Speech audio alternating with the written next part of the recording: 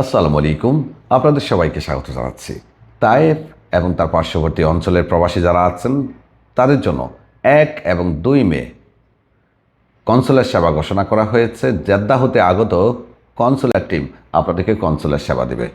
যেখানে অবস্থান করবে স্থানটি হলো রোবাদ সিরাজউদ্দিন ইস্তেরাহা আফগানি ক্লাব, বাংলাদেশি মার্কেটের সন্নিকটে। আগে যেখানে অবস্থান করেছে সেম জায়গায়।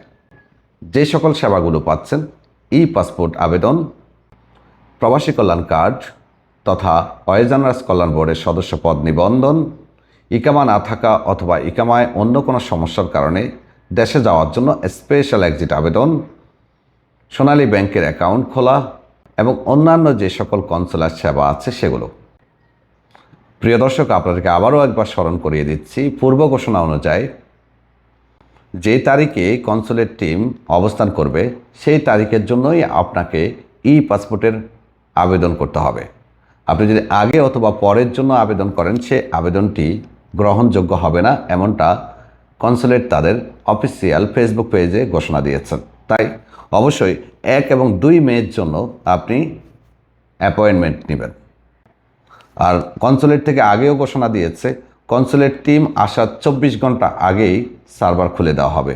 তাই অপেক্ষা করবেন সার্ভার খোলার জন্য। আর কেউ যদি ই পাসপোর্টে আবেদন করতে চান, চাইলে আমাদের অনলাইন টিমের সাথে যোগাযোগ করে আপনার ই পাসপোর্টে আবেদন করতে পারেন।